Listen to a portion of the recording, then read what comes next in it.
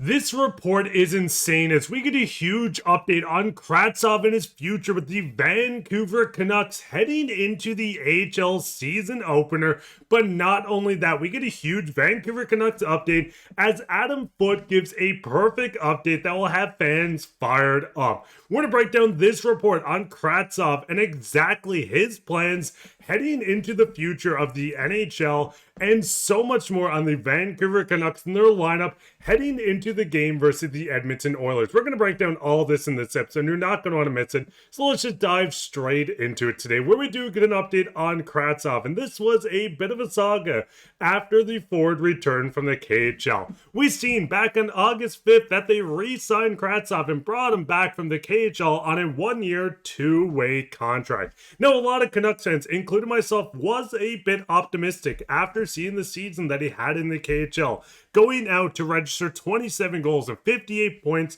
a lot of people, once again, including myself, thought that Kravtsov could possibly get into this Canucks lineup as a middle six forward as they look to add more depth. Now, we do know Kravtsov was placed on waivers and cleared waivers going down to the AHL to join the Abbotsford Canucks in their training camp as they went farther in and wanted to two-peat after coming off a championship win.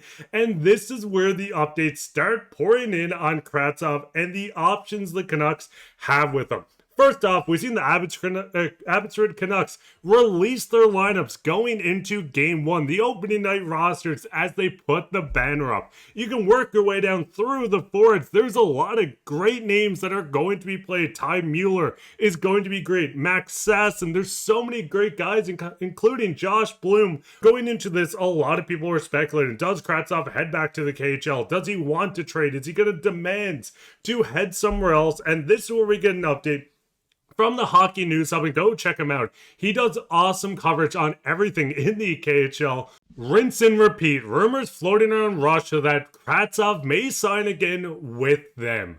Now, the big thing is we've seen him play great with Tractor in the KHL, putting up 27 goals. And Kravtsov's main mission was to get back into the NHL. He didn't come back overseas to North America to play in the Abbotsford system or in the AHL. Seeing him clear waivers, all signs are truly pointing towards these reports coming through that are going to be a lot more legitimate as we get closer to him either requesting a trade, which gives some leverage to Patrik Allvin, or if he continues in the KHL after putting up that dominant performance. Now, the big thing with the Canucks, and we're going to touch on some things going into the lines tomorrow night versus the Edmonton Oilers. Why is there no games being played on a Friday? But the biggest thing is the Vancouver Canucks had a lot of people step up during training camp, during preseason, and going into Game 1, quite frankly, that really won the show over Kravtsov. Jonathan Lekkerimäki, what a shot this kid has. Scoring a goal versus the Calgary Flames last night, scoring multiple times versus the Edmonton Oilers.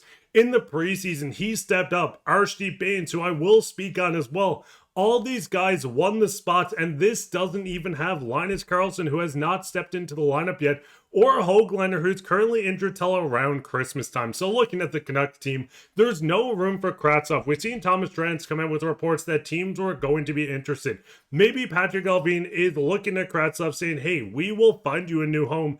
We just need a tiny bit of time to felicitate a trade to go out and bring in a separate piece. So maybe he trades him out for a conditional pick, a 7th, 6th, 5th, whatever it might be. There's two options, it seems like, with Kravtsov, and that is either the KHL round, where he goes back to rinse and repeat and maybe return some other day, or we do see a trade where he can step into a team that needs a forward at the moment. But what's your guys' thoughts? Is Kravtsov, are you guys just done with him at this point?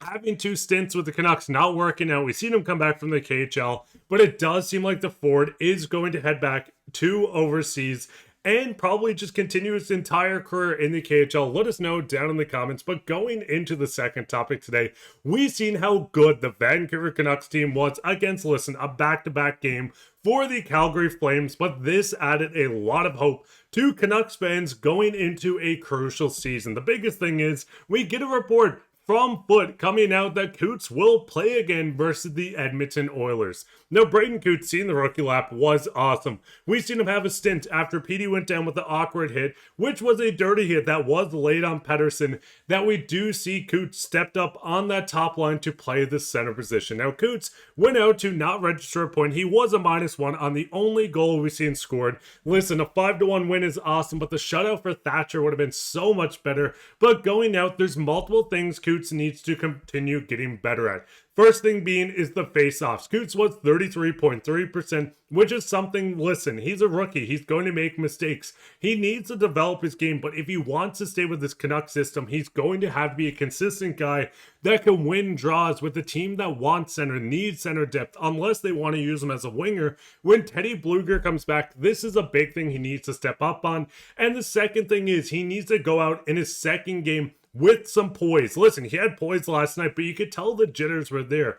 I think Cootes is going to get into game 2, make a statement. The face-offs need to go up, but it doesn't stop there. We found our number 2 center, and listen, a lot of people, including myself, have been raving on Filip Hronek. He has fully come out with the Vancouver Canucks in an awesome performance. Listen, one of the goals was really weird. We seen Drew O'Connor's hand calling for a trainer, but at the end of the day, Filip Hronek really showed out for the Vancouver Canucks last night, and I think this gives a lot of time for this management group to go reassess what they have and go out to look at other positions. We seen last night, Filip Hronek, 2 goals in the game, 5 total shots. He was defensively great. Yes, he took a penalty, but his game looked a lot better, a lot more freeing. He wasn't dumping the puck into the corners, and he was skating with a lot of poise. Filip Hronek looked outstanding last night. He had a couple little reach around pokes, whatever you want to call it. He looked great within this Canucks system on the second line, and I'm excited to see him continue. The big thing is Baines looked outstanding on the second line. Listen, he's not going to go out and score you 50 goals, 40 goals, but I do like what Baines brings to this team. We've seen the silky pass to Filip Hronek for his breakaway goal. We've seen him eat 2 pucks on the penalty kill. Baines looked great, and I think there is a spot in this Canucks lineup for a full-time player if Baines continues to get better. The big thing is, going back to Filip Hronek, we've seen an outstanding game, and this was coming with a line that is putting together. We didn't get to see a lot of Filip Hronek and Conor Garland last year. You add Baines in, a new look line, and they really showed exactly what Canucks fans wanted to see. Garland was everywhere on the ice. The 2-goal, Baines looking great on the penalty kill. This is the Canucks team that is quite exciting. The game versus Edmonton is going to be a step up. Yes, the Flames beat the Edmonton Oilers in a huge comeback win, but I think this is going to be a big let's prove it that we are legit going into the game. But what's your guys' thoughts on this? What is your thoughts on Kravtsov? Once again, are you sick of him? Do you want to see him traded? Are you fine with him walking to the KHL in a contract termination? Let us know down in the comments. And speaking of comments, let's go into comments of the day.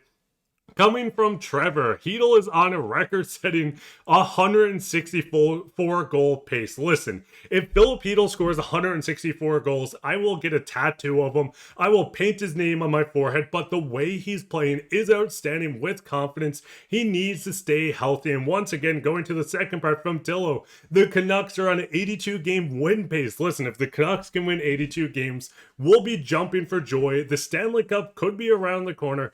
Let us know your thoughts on this Canucks team. Were you impressed on how they played last night? Let us know all your thoughts down in the comments. But that'd be it for this episode. If you enjoyed it, make sure to leave a like, subscribe, share this with your friends. We have live streams coming soon, so keep your eyes out for that. What day do you think we should do it? Should it be after games, pre-games, weekends? Let us know down in the comments. But I've been your host, Mark, and take care, Canucks fans.